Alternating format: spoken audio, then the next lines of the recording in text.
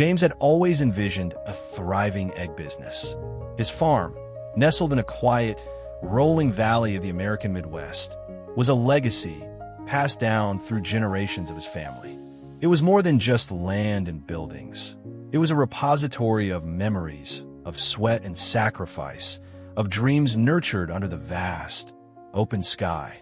For years, the farm had provided a modest but steady living, his hens laying the familiar brown and white eggs that were a staple in the local community.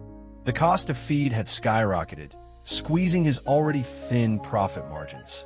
Larger, more industrialized farms, with their economies of scale, had become formidable competitors, their cheaper eggs flooding the market.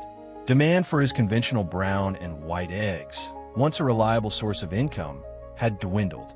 What was once a flourishing enterprise, a source of pride and security, was now teetering on the brink, barely managing to stay afloat. Each morning, James woke with a heavy heart, the weight of impending failure pressing down on him. The once vibrant sounds of the farm, the cheerful clucking of hens, the distant hum of his old tractor, seemed muted, a reflection of his own dimming hope. He had poured his life into this land, just as his father and grandfather had before him, and the thought of losing it, of being the one to let the family legacy slip through his fingers, was a specter that haunted his waking hours and disturbed his sleep. It was on a particularly bleak afternoon, the sun hidden behind a blanket of gray clouds that mirrored his mood, that James made his astonishing discovery. He had been walking the perimeter of his property, a habit born more out of restless worry than any specific purpose, his gaze sweeping over the fallow fields and the overgrown fence lines. His eyes, accustomed to scanning for signs of trouble, a broken fence post, a wandering coyote, a chicken showing signs of illness, caught an unfamiliar sight nestled amongst the tall, unkempt grass near an old, disused part of his land, an area he rarely visited anymore. Curiosity, a faint flicker in the prevailing gloom that had settled over him, drew him closer. There, partially concealed by the wild growth, lay a cluster of eggs. But these were no ordinary eggs. They were a deep, lustrous black, their shells smooth and cool to the touch, almost like polished river stones. James had never seen anything like them in all his years of farming, nor had he heard of such things from his father or grandfather. He counted a dozen, each one perfectly formed, an enigmatic ebony against the green and brown of the earth. He stood frozen for what felt like an eternity, perhaps 10 minutes in reality, his mind racing to comprehend what he was seeing. None of his chickens, with their familiar barred rock or Rhode Island red plumage and predictable egg colors, could have produced anything so alien, so utterly out of the ordinary. His first thought, a jolt of apprehension, was of snakes. Large black snakes were not uncommon in the area, and some were known to lay eggs in secluded spots. He cautiously scanned the surrounding area, his heart thumping a nervous rhythm against his ribs, searching for any slithering creature that might have laid such unusual treasures or might be guarding them. But the grass was still, the air quiet save for the distant caw of a crow and the rustle of dry leaves in the faint breeze. Whatever had laid these eggs appeared to have moved on, abandoning them to fate. James found himself in a quandary. On one hand, a primal fear, an instinct honed by generations of farmers wary of the unknown, urged him to leave them be, to walk away from this strange discovery. These odd eggs could hatch into something dangerous, creatures he might later have to fight to protect his home and his remaining livestock. The very color, so stark and unnatural for an egg in his experience, hinted at something wild, perhaps even sinister. He'd heard old tales from his grandfather about strange occurrences in the deep woods, though he'd always dismissed them as folklore.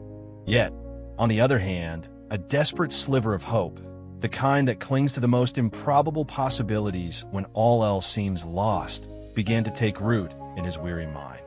What if these eggs were not a threat, but an opportunity? What if there was something so rare, so unique, that they could be the miracle his struggling farm so desperately needed? People were always looking for novelty, for the exotic. Perhaps they would be willing to pay a premium for such strange eggs, or for the meat of whatever creature emerged from them, especially if they were as unusual as their shell suggested. The thought of Halloween, with its penchant for the dark and mysterious, even flickered through his mind. Black eggs or blackbirds would surely be a talking point. If these eggs hatched into black chicks, unusual and striking, he could potentially become well off, his financial woes a thing of the past. The idea, however far-fetched, was a pinprick of light in his overwhelming darkness. The eggs were on his property, legally his, and his curiosity, now mingled with that burgeoning, fragile hope, was simply too strong to ignore. He couldn't just leave them out in the open for anyone or anything else to find, a raccoon, a fox, or even another curious human. Muttering a quick, almost involuntary apology to whatever unseen creature might have been their parent, James carefully gathered the black eggs. He handled them with a tenderness that surprised even himself, cradling them gently in his cupped hands and then in the fold of his worn denim jacket as he made his way back to the farmhouse. He would place them in the incubator he kept for his own hens, a device that had seen little use of late as his flock had dwindled and his spirit for expansion had waned. He would tend to them, monitor them, and wait to see what surprise lay hidden within those dark, enigmatic shells. In the days that followed, James became a devoted guardian to his mysterious find. He monitored the eggs in the incubator with an almost obsessive closeness, adjusting the temperature and humidity levels with painstaking precision. He researched incubation for unknown egg types, though found little helpful information for something so outwardly strange. He decided to mimic the warmth and care a mother hen would provide, to give these unknown lives the best possible chance. Every morning, before the sun had fully risen, his first stop was the small utility room where the incubator hummed quietly. He would check on them, his heart lifting a little at the sight of the smooth, black shells, still intact, still holding their secret. He found himself daring to dream, to imagine the strange and wonderful creatures that might soon emerge. Would they be completely black, like their shells? Would they be birds at all? In his quiet moments, when the meager farm work was done and the house was still, James envisioned a flurry of interest. He imagined agricultural reporters, curious buyers, even scientists, flocking to his farm, eager to pay top dollar for these unique black chickens, should they prove to be so. But despite his growing excitement, a thread of caution remained. He knew there was still a long way to go before the eggs hatched, if they hatched at all. They could be infertile, or something could go wrong during incubation. The days turned into weeks. James's routine became an endless loop of diligence and concern, his life revolving around the incubator and the silent promise it held. He rose before sunrise, his first task always to inspect the temperature and humidity levels, his eyes scanning the black eggs for any sign of life, any telltale pip. After tending to the incubator, he would move on to the rest of his chores, feeding and watering his few remaining chickens, cleaning the coops, and collecting the regular brown and white eggs that now seemed so mundane, so ordinary in comparison. The farm was still struggling, the demands of maintaining it, even in its reduced state, weighed heavily on his shoulders. Each task seemed more arduous, and his worry over the black eggs, combined with the constant financial pressure, cast a shadow over everything he did. Then, disaster struck in a different form. The relentless worry, the sleepless nights spent tossing and turning, the physical strain of trying to keep the farm afloat single-handedly, all took their toll.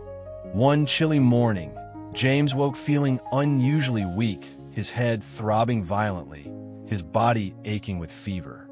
He tried to push through the discomfort, to force himself to go about his daily tasks. The incubator needed checking, the animals needed feeding. But it quickly became clear that he was too ill. The strength had leached from his limbs, and a profound weariness settled over him like a suffocating blanket. He collapsed back into bed, his mind foggy, the world outside his window a distant, hazy blur. Days turned into a hazy continuum as James lay in bed, his mind often drifting, his strength ebbing. The farm, once his sole focus, began to show signs of neglect. Weeds grew unchecked in the yard, The chicken coops became dirty and the feed bin started to run low.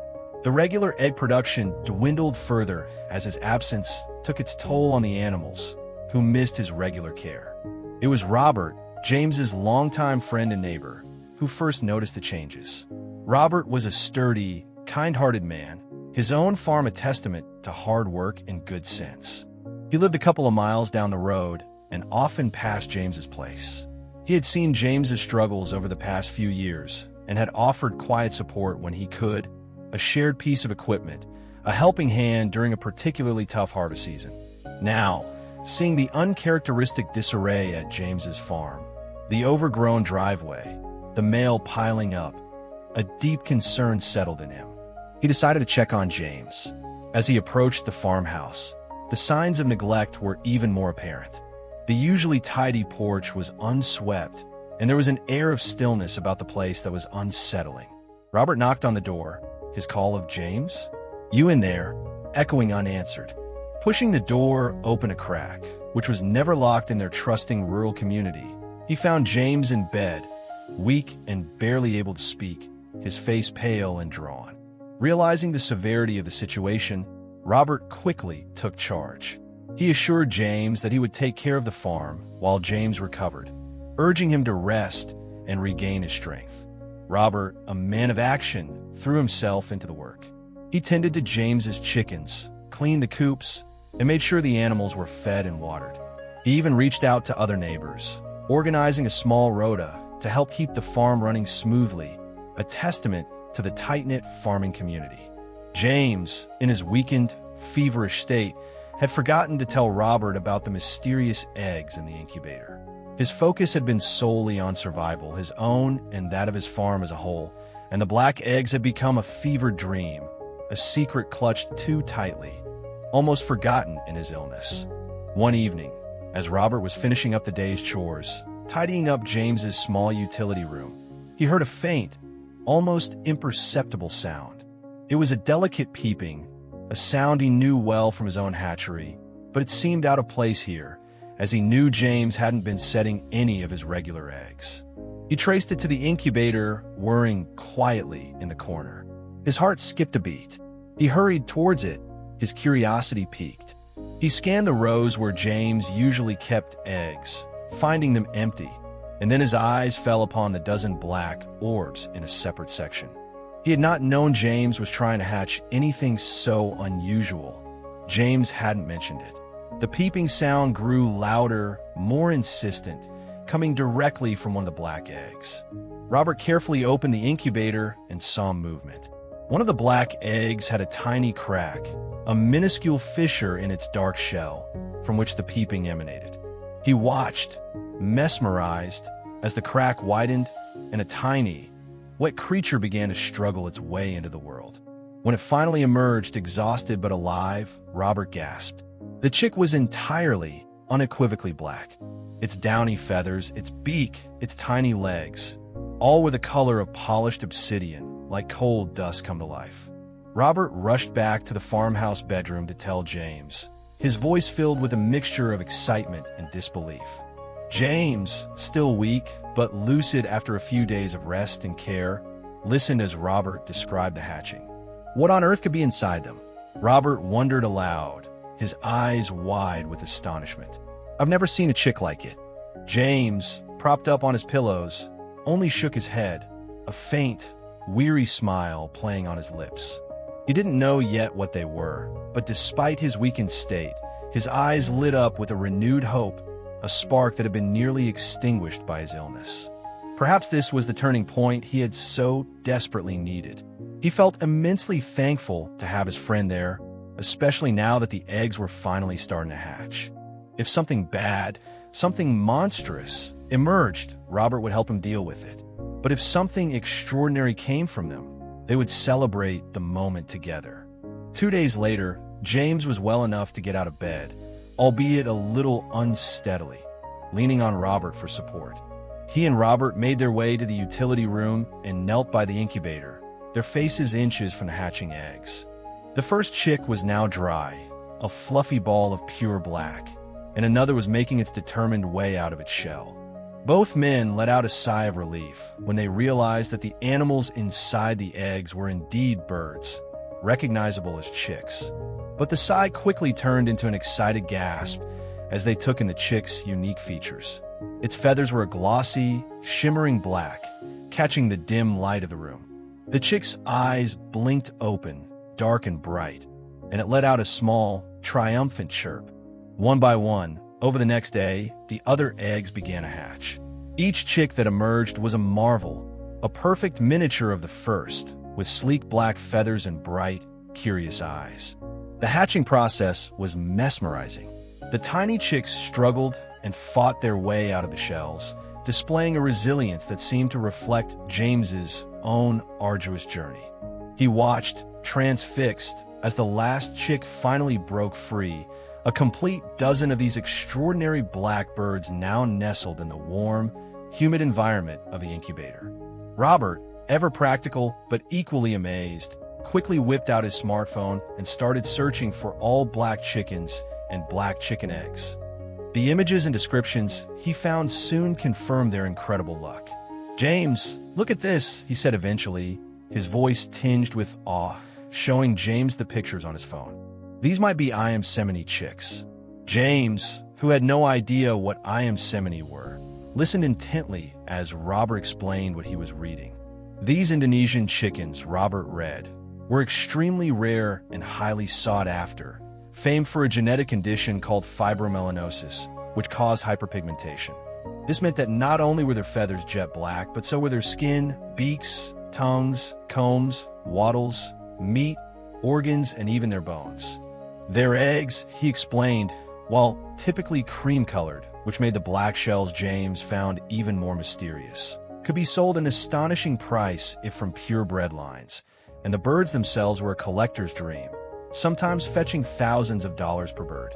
He was also sure that people would pay just to take a look at such chickens, given their unique, almost mythical appearance. James couldn't understand how these eggs had ended up on his farm, in the middle of the American Midwest, so far from Indonesia, but he was pretty confident they would take all his financial problems away. The mystery of their origin was overshadowed by the sheer miracle of their existence and potential. At that moment, as the reality of his good fortune began to sink in, James's emotions overwhelmed him. Tears welled up in his eyes, and he didn't try to stop them. They streamed down his weathered cheeks, falling onto the worn linoleum floor of the utility room. He had fought so hard and sacrificed so much for this farm, for this way of life. He had been so close to losing it all, and now, at last, he held the promise of a brighter future in his hands, or rather, chirping in his incubator. The sight of the I am Semini chicks, so rare and so beautiful, brought a profound sense of relief and joy that washed over him, cleansing away years of worry and despair. His farm had been on the brink of failure, but fate, in its most mysterious and unexpected way, had bestowed upon it a chance to thrive. The black eggs had finally hatched, marking the beginning of a new chapter for James's farm. The news of the hatching spread like wildfire through the small farming community. Robert, with James's permission, couldn't help but share the incredible story. Neighbors who had supported James during his illness, bringing meals and helping Robert with chores, flocked to the farm, eager to witness the extraordinary chicks. They were in awe of the I am Semini, their jet-black plumage and stunning, almost otherworldly appearance, leaving everyone gasping in admiration. James's renewed hope was palpable, and it was not just about financial stability. It was about the dream he had almost lost, the passion he had poured into his work, now miraculously rekindled. The I am Semini chicks symbolized a fresh start, a chance to rebuild and grow, a testament to perseverance. As he watched the chicks explore their new world in a specially prepared, warm brooder box, pecking at the starter feed with an inquisitive energy, James felt a sense of fulfillment he hadn't known in years. In the days that followed, he carefully tended to the chicks. It was essential to ensure they received the best care, given their rarity and value. He spent hours researching their specific needs, learning everything he could about the I am Semini breed. He constructed a special, larger enclosure for them as they grew, complete with heat lamps and fresh pine shavings for bedding.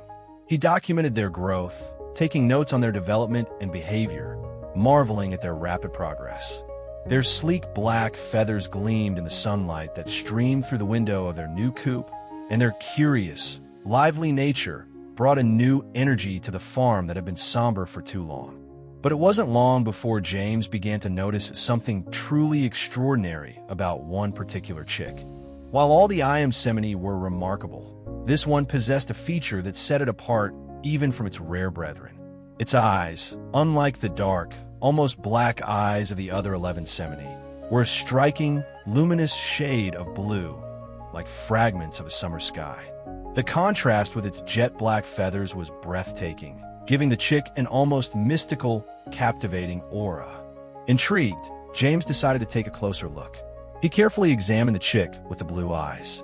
It was slightly larger than the others, more robust, and its feathers, if possible, had an even more pronounced iridescent sheen, shimmering with hints of deep green and purple when the light caught them just right. It was as if this chick carried an extra touch of magic in its plumage. It also seemed more alert, more intelligent than its siblings. James's heart skipped a beat as he realized he might have stumbled upon something even more extraordinary than he had initially thought, a variation within an already incredibly rare breed. He quickly contacted a geneticist who specialized in poultry, a university professor Robert had found during his online research into the Iamsemini. He described the unique blue-eyed chick, his voice trembling with a mixture of excitement and disbelief. The geneticist, Dr. Albright, initially skeptical, as such variations were often anecdotal, agreed to visit the farm, intrigued by the story of the egg's mysterious appearance and James's detailed observations. After a thorough examination of all the chicks and a series of non-invasive tests on the blue-eyed individual, including DNA sampling, the results were astonishing. The blue-eyed chick possessed a rare genetic mutation, a variation even within the already unique Iamsemini breed, that not only accounted for its striking eye color, but also appeared to enhance its already remarkable characteristics. This mutation, Dr. Albright explained, not only made it even more visually stunning, but also seemed to have endowed it with increased resilience and a potentially faster growth rate. The chick was in essence a perfect, almost supernatural specimen of the Iamsemini breed, its qualities potentially unparalleled. News of this extraordinary blue-eyed chick spread quickly, far beyond the local community and the initial buzz of the black chickens. Poultry magazines picked up the story, then agricultural blogs, and soon collectors, breeders, and enthusiasts from all over the country, and even internationally, clamored to see and potentially acquire the bird, or at least its future offspring. The demand for any Iamsemini from James's farm skyrocketed, but the blue-eyed one became a legend in the making. Offers poured in, each one higher than the last, for future chicks from this unique line. It was during this whirlwind of attention that Mr. Harrison, a wealthy investor with a keen interest in rare and exotic animal breeds, arrived at James's farm. Mr. Harrison had heard about James's Iamsemini chicks through an exclusive breeders network, and particularly the blue-eyed marvel, and was eager to see them for himself. He was a distinguished man, dressed in a fine, tailored suit that seemed somewhat out of place on the humble, working farm, but his eyes held a genuine appreciation for unique livestock and the dedication of breeders. He was immediately captivated by the sight of the Iamsemini flock, now young pullets and cockerels, their black forms moving gracefully in their spacious, clean enclosure. He admired their unique beauty and noted their impressive health and vigor, a testament to James's careful husbandry. He turned to James, his eyes gleaming with interest. "These birds are extraordinary, Mr. Evans," Mr. Harrison said, his voice calm, but carrying an undercurrent of excitement. "I've seen many rare breeds in my time, but nothing quite like these, especially that one with the blue eyes. It's magnificent." James felt a surge of pride. He nodded, agreeing that they were special, and explained, with quiet dignity, the journey of their discovery, the despair he had felt, the unexpected hope the black eggs brought, and how he'd poured everything he had, physically and emotionally, into raising them. Mr. Harrison listened intently, nodding thoughtfully. "I can see that," he said, his gaze sweeping over the well-maintained farm, which was already looking much improved thanks to the initial sales of some of the regular-eyed Yosemite offspring James had begun to cautiously offer. "I believe these birds hold tremendous potential, not just for breeding stock, but also for appealing to niche culinary markets and high-end collectors who value their rarity and beauty enough to pay a significant premium. I'd like to propose an offer to you, Mr. Evans." James's heart raced as Mr. Harrison outlined his proposal. He was willing to invest significantly in James's farm, providing the financial support needed to expand and improve operations dramatically. He envisioned a state-of-the-art, biosecure facility dedicated to breeding Yosemite, with a special focus on developing and promoting the unique blue-eyed line. This would involve genetic mapping, selective breeding programs, and marketing to a global audience. In return, Mr. Harrison wanted to partner with James, sharing in the future profits from the Yosemite sales and breeding programs. He wasn't looking for a takeover, but a partnership, recognizing James's connection to the land and his foundational role with these birds. The offer was generous, far exceeding anything James could have hoped for even in his wildest dreams when he first saw those black eggs. It would secure not only his own financial future, but also the long-term stability and growth of the farm that meant so much to him, preserving his family's legacy. This was the opportunity he had been waiting for, a chance not only to save his farm, but to see it thrive beyond anything his father or grandfather could have imagined. With a firm handshake, a sense of profound gratitude washing over him, James accepted the proposal. A weight he hadn't even fully realized he was carrying, the accumulation of years of stress and fear, lifted off his shoulders.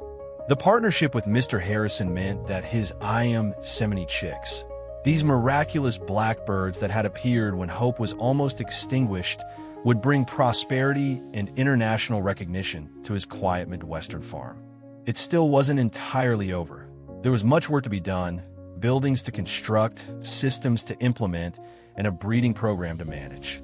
But one sunny afternoon, some months later, as James was tending to the flock, now housed in a new, spacious, and modern enclosure funded by the partnership, he watched the blue-eyed Yosemite, now a stunning adult rooster. It was indeed slightly larger than the others, and its feathers had an even more pronounced iridescent sheen, like polished obsidian catching the sun.